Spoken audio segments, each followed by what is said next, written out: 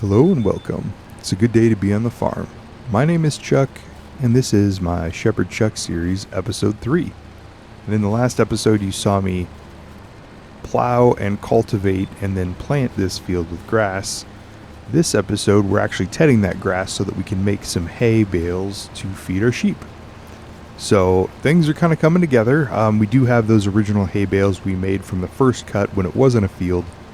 But we wanted to make sure we got an actual cut and ted on here, and going from there to make the hay bales for the winter, which is going to be coming up here shortly.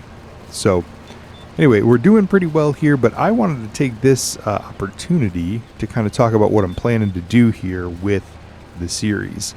I have decided I kind of like this challenge on hard mode, or hard economy anyway. I call it hard mode.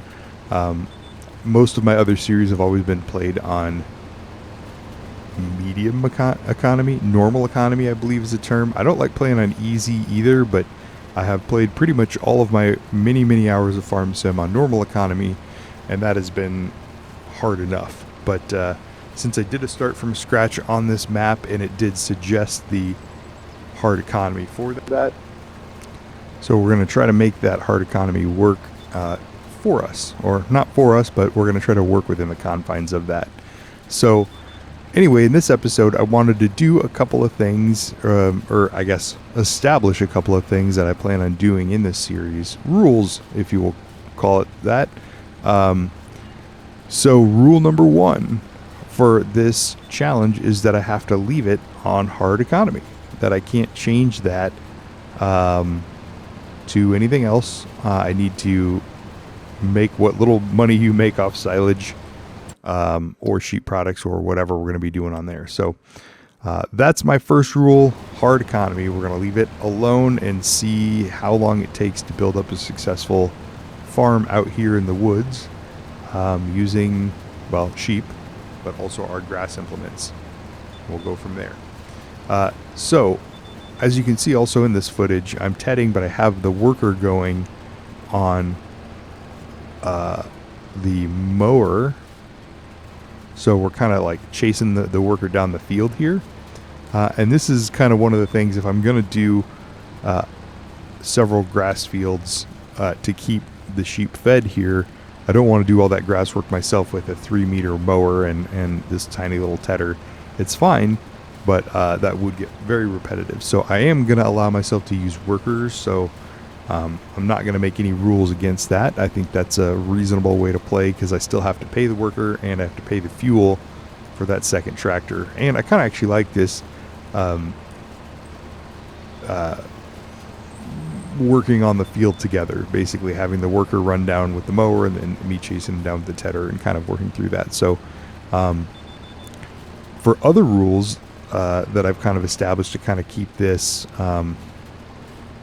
going is that I cannot lease any equipment. No leases are going to be allowed in this playthrough.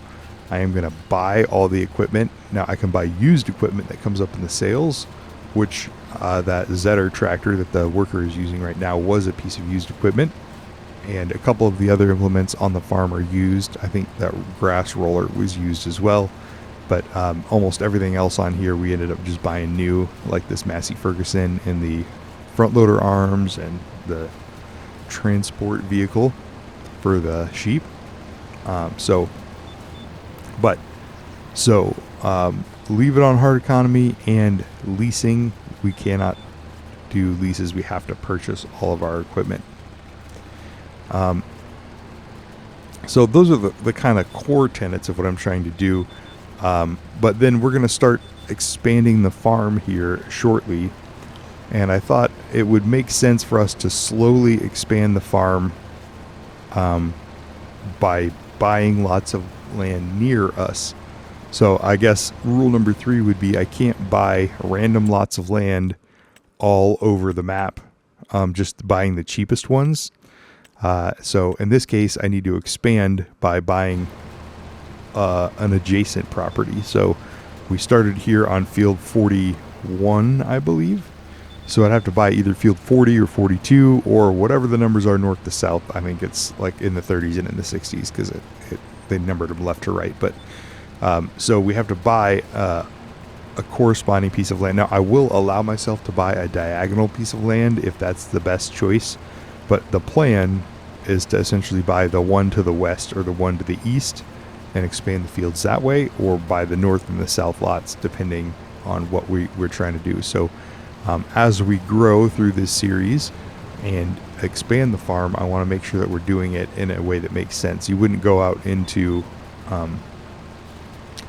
the woods and buy a section here and a section there. You'd kind of want those sections to be near each other so that you could eventually own the whole thing, or own all of your land together rather than having to like jump from field to field and do that. So rule number 3 is just buying pieces of land that are touching or adjacent to one another. Going on that, I don't know if you want to call them sub-rules, so like 3A and 3B, but we'll kind of see that. So, but I guess rule 3A, since it has to do with buying, is once you buy a piece of land, I cannot sell that piece of land. So once I buy it, it's mine and I'm stuck with it. There's no flipping property or buying a piece of land and logging all the trees off of it. And then selling that back once I've gotten the value off of that. So once I buy it, it's mine, and I just need to make it work. For better or for worse, that is my piece of land now, and that is an extension of the farm. Because in real life, you wouldn't be able to just buy somebody's forest and then go take all the trees down and then sell it back to them for the exact same price that you bought it for. That's just not very realistic. So 3A, you buy it, it's yours, you're stuck with it, you can't sell it back. And 3B has kind of left my head. So I was going to have another one associated with buying and selling. But I was kind of thinking, and I don't know, maybe I'll ask for some feedback on this one in the comments, and you can tell me. We're not anywhere near buying another piece of land, so we've got plenty of time for you to give me some feedback. But I guess 3B was going to be about which lot I can buy. So in real life, you can't just go, hey, I want your land, I'm going to buy it, thanks, have a good day. You have to wait till they're willing to sell. So although we have established ourselves on this lot and gotten everything started, I was kind of thinking maybe I'd do something where it's like I would mark the 8 adjacent properties, including the diagonals, so the 8 surrounding squares on the map, and then roll a dice or something for those 8 so that I don't actually get to pick which lot I want to work on next. That maybe it'd be a little bit random which one comes available, and if we can afford it, we'll buy it and we'll expand that way. So it just makes it a little bit harder. So instead of, it'd be really nice to have the one directly east of here because we could just make the grass field larger. I actually have to play the odds a little bit. So I was thinking about doing something where we do, random, whether it's a random number generator or I roll a dice and record it, or I just roll a dice and you trust me that I rolled a 6 or a 4 or whatever. On that. So that was kind of a thought for like a 3B, is once I am expanding, that I don't always get the one that I want. I have to take whatever comes available and decide whether or not that's a good financial decision for the farm at that point anyway. So that's going to be 3B related to buying lots. And again, once I buy them, according to 3A, I can't sell them again. So anyway, so that's kind of one of the other approaches I'm taking on this one. All right, and rule number 4, I think, is going to be based on time. So in Farming Simulator, when you're playing career mode or start from scratch like we are, you're basically playing against the environment.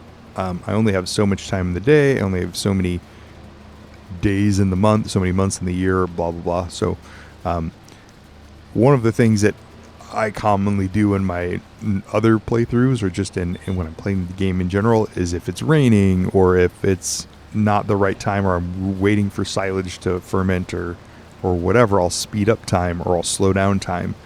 Well, in this one, we're going to nix that. Basically, I'm going to leave the time at, I believe, ×5 is what I've got going on now. I can't actually read that tiny little number sitting in my chair here, so we'll get up and check it here in a minute. But I'm not going to adjust from ×5 or ×6, whatever I'm on now, faster or slower, just to get through a day or just to get through a rainstorm. If it is raining, I either have to find something else to do, or I've got to just go sleep to the next day, or at least sleep till later in that day, which I believe is something you can do in FS25. Same thing with hail or snow. If there's snow on the ground, I just can't do any crop work. I just gotta, like a real life farmer wouldn't, well, I'm just gonna go fast forward time until the snow melts and then I'll get out there and do some field work. It's not kind of how it works. So, it looks like I got a little bit stuck here between these trees with the windrower, and so I got to get the arms lifted to get unstuck, and hopefully I can turn and get out of here. Probably just need to turn it off and fold it up, but we'll see what happens. Anyway, so time is rule number 4. I can't adjust the time. I just need to do what I can do during the days and plan my days accordingly. Now, with that, eventually, if this gets really big and we're doing all sorts of arable crops, I will allow myself to add additional days to the month, so that March would be 2 days or 3 days. But again, with that, if I do, I can't go back down. So once I go to 2 day months, I can't go back down to 1 day months. Once I go to 3 day months, I can't go back to 2 day months. So that's a natural expansion sort of thing, and who knows if we'll get that far. But that's kind of the goal. Is I'm not going to be manipulating time just to make the game easier. That seems to counterintuitive for what we're doing here in the challenge. So I'm going to try to focus on just leaving the time scale as it is. And with that, my next rule, so technically rule number 5, is going to be around game settings. So right now, I believe we have crop destruction on. Again, you can't really destroy a grass field. You just kind of drive over it. But once we have arable crops in, we're going to leave crop destruction on. We're going to leave, I believe, liming on. Since I'm recording over footage I've already taken, I can't actually check the settings right now. But the goal will be to not change the settings, just to not have to plow or not have to spread lime or not have to do. I'm pretty sure I turned off field stones, so we're not going to mess with field stones in this playthrough. But besides that, I'm going to kind of leave the settings pretty much how they are, and we're not going to mess with taking steps out of the process either. So that rule is basically going to leave the settings alone. Have to work with crop destruction, have to work with liming the fields and weeds and things like that. I think those are the main 3 that are in there. But so we're not going to mess with any of the settings. That's rule number 5. All right, and for rule number 6, I want to talk a little bit about mods. Obviously, Farm Sim comes out with a lot of different mods that you can use that do all sorts of things. Some of them are just slice of life, make things a little bit easier, or fix things that clearly need to be fixed. Other ones are kind of cheaty and kind of game breaking. So I want to kind of establish which mods we can use and which mods we can't. So, for example, the Lizard TARDIS is a great mod I use on a different series, where the trailer can hold 10 times what it normally could. So instead of 26,000 liters, it can hold 260,000 liters. That to me is just pretty much cheating. So we're not going to do anything like that. Like I'm going to make myself suffer through 10 trips to the store with a normal size wagon rather than using one that does 10 times the capacity. So that's one of our, those kinds of things. We have used a couple of mods in this one already. That plow that I brought in was a mod. Now, it was only a 2.4 meter plow, so I'm not breaking the game with a 2.4 meter plow. It's just the plows that are available for a tractor this small are in base game were not going to work for what I wanted to do. So we might use some modded plows to cut in fields and things like that. We're not going to use one of those. I don't think there's even any available in FS25 yet, but one that's like going to allow you to plow in 12 meters at a time with a tiny little tractor. No, we're not going to do that. We're going to work our way through it. But if there is a better plow to use, we'll use the better plow. That's fine. So things like that. Also, I'm not going to use any sort of animal mods since this is a livestock-based challenge. Essentially, I'm working with sheep and trying to make products from the sheep to grow the farm. Now, if a new mod comes out that allows you to use wool in a different production, or use wool or clothing or fabric or any of the things you can make from those in a new and an interesting way, I'll absolutely use that, because that would just kind of add to the story that we're trying to tell with this series. But for like, I'm not going to use one that's going to make, change the ratio of how much wool you need to make that fabric in a way that just allows me to make a lot of money off that, because that again would be a little bit cheaty, and we're not going for that. We're trying to embrace the hard economy here and see how long it will really take us to grow this field or this farm from one grass field and the original 26 sheep that we got into our pasture. So now there might be some mods that come out for the sheep pastures themselves or the enclosures that do something different, and we'll have to just kind of see what the modders come up with. That if there's something that's interesting and I think makes sense, I'll obviously talk about it in the episode where we put that out. But for the most part, my goal is to use the mods that make sense, or that make sense for the size of equipment we're using, but to not use any of the ones that would just make us make a lot more money or make things a lot easier for us. So I know one of the things that we're planning on doing in this playthrough at some point in time is getting into lumber. This is the lumber map. We chose New Frontier, but there was 3 options, and we actually chose the one with all the trees on it. So eventually we will plan on doing some lumber work in here, but I don't think the Lumberjack mod is coming to console anyway. But we're not going to use like super strength, which isn't available on console at this point. But we're not going to use mods like that. If we do get into lumber, we're going to still haul things around, most likely with a winch, because I've tried in a couple of other series, specifically my Field 53 series, to use like a big wheel loader to pick up all those logs, and that did not work very well. So using a winch will probably be the best way for us to harvest that. But if there are some wood chipper mods or anything like that that make processing the lumber a little bit easier or a little bit more realistic for what we're trying to do, we might go that route.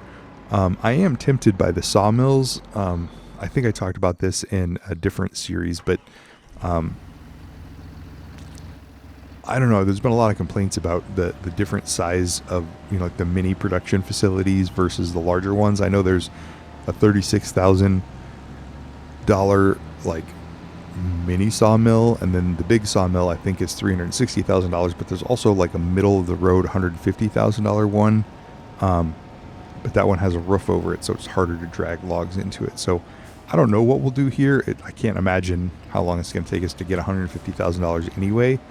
And I think buying like the $36,000 sawmill makes sense for us to start. It's just a slow production, but then we're going to need, pallet forks and trailer to haul those logs or the pallets that we get from that mini sawmill to wherever we're going. So I don't know. We'll see what we do with sawmills and with mods and things. I know that there will eventually be some mods available for that, but I'm just going to, I guess my to fit with my modding rule is we're not going to do anything that breaks the game or makes hard economy not hard anymore. We're going to try to experience this as naturally as we can within the confines of the game. So that's kind of what our focus is there. I do want to talk a little bit about loans as well. So as you know, we started with So I guess this would be rule number 7 around loans. We started with $500,000, but a $250,000 loan. So essentially, we came in with $250,000 and borrowed another $250,000 to get the equipment in the land that we have so far.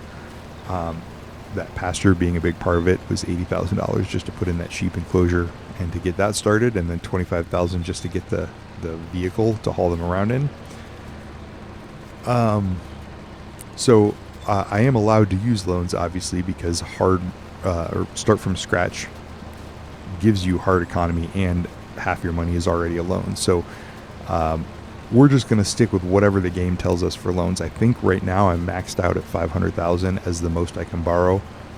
I'm going to say I can borrow up to $500,000. So if something great comes up in the sales that I need, I can go ahead and take out a loan to get that. But with that being said, obviously I have to pay it back, and I'm going to have larger interest payments there. So we're just going to kind of use the game mechanics or the base game mechanics for loans.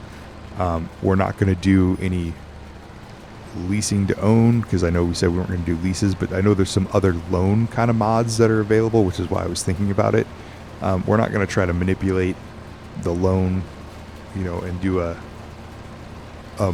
more realistic or structured loan. I know there's a couple of mods for PC that do things like that. We're just going to basically whatever Giants programmed in for the loan mechanics and the loan interest payment, we're just going to go with that. So we can borrow and repay in $5,000 increments, and we'll just pay whatever the interest is charged to us monthly, and we're not going to get into the loans to that side of it very much. I've just kind of always assumed that the loans in this game are like a revolving line of credit, which most farmers have anyway. Like if they have to buy seeds in the spring, and they need to buy herbicide in the summer and fertilizer in the fall or whatever to get their crops to do what they need to do, they're not going to get that money until they sell those in the winter, so it's like they have to have a pool of money they can borrow from and then repay within a short term time frame. So that's kind of how the game works anyway. So we're just going to focus on doing that. So we've got our base loan, and if we have to borrow $5,000 or $10,000 just to make ends meet for a month, we'll do that, and then we'll repay it hopefully before too terribly long. But I will say my goal is not to worry about the loan too terribly much. My goal is to actually focus on what's going to grow the farm. So I could just sit here and mow grass and sell silage bales until we get out of debt, and then try to build our farm from there. But to me, would be several seasons, if you will, of just making grass bales and selling them. The goal here is to focus more on the sheep anyway, and kind of the livestock aspect of this farm. So we'll do what we need to do to kind of get there. But I'm more interested in expanding the farm with an additional lot of land, or a second sheep enclosure, although I can't imagine spending $80,000 on that right now, or something along those lines. So we're a little bit more focused on growth than we are on getting out of debt at this point. So we'll probably carry that loan for a while, and unfortunately just pay the interest as we have to. So every month we're going to get dinged, $800 to $1,000, I think is roughly what we're paying right now in interest payments. So, if we need a new tractor because the Zetter's not doing it, or we need a different trailer because that's what we need, then we're just going to go ahead and expand that loan and do that. So that's kind of my plans. Let me know if you have differing opinions, or if there's something else you think I should do with that. But to me, that seems like the most natural way to do a hard economy challenge in this game anyway. So I guess rule number 7 around loans, just do what the game tells you, if you want to call that a rule. All right. And then, we're kind of wrapping up the video here shortly, but as you can see, we kind of just working these fields does take a little while, because we're mowing with a 3 meter or a 3.2 meter mower, and Then I got a windrow, or excuse me, ted, but the tedding is a pretty small tedder as well. So this is the whole process. And I just thought, like I've got this footage of me mowing and tedding and windrowing, and then more footage of me baling to come in the next episode, I'm sure. But I just wanted you guys to kind of see the process that this does take to kind of just turn over the field one time. And again, this is grass, so it does regrow. We can do this about 3 times a year, usually like a March, April, and then a June, July, and then a September, October, or something along those lines. So I'm going to play a little bit with, do we do 2 months between cuts versus 3? What does that turn out for our yield? I did see an interesting video from another YouTube farmer who basically was saying that letting grass go to the 3rd growth stage isn't actually affecting your yield at all, that you should just cut it at the 2nd growth stage and you're getting the same liters of grass off of it. So we might do a couple of tests in the next few months just to see if we're getting a better yield or what from how long we let the grass grow. So that's one thing I'm interested in doing. Obviously, we're going to roll the grass after we get all the bales off to get that increased fertilization. So that will help our yield. So it's going to be a couple of cuts to see if we're getting even a higher yield based on the fertilization or based on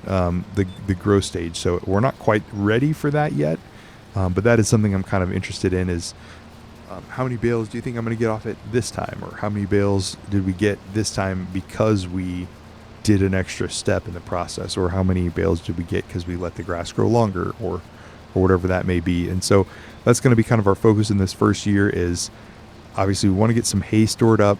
We've got those grass bales sitting down next to the sheep enclosure right now. We don't really need to feed the sheep because they've got the meadow grass. So that's working out well. So we'll either convert those grass bales into silage at some point in time, or we will save the grass bales and sell the hay bales, since the sheep can eat grass as well. But my plan, obviously with the tedder, is to feed them hay as much as I can, and then we'll supplement here and there where we need to. But since we now have a field that is working for the grass bales, we'll just kind of focus on, working for the hay bales. We'll kind of focus on that for a while, but we'll eventually get into silage and sort of make that a moneymaker too. So, and then hopefully we'll cut in a 2nd or a 3rd grass field into our lot at some point in time. But anyway, thanks for watching. Let me know what you think about the rules, or if there's anything you think I need to adjust. Give it a thumbs up or subscribe if you haven't, and I will see you guys in a future video. Take care and have a good day. Bye-bye.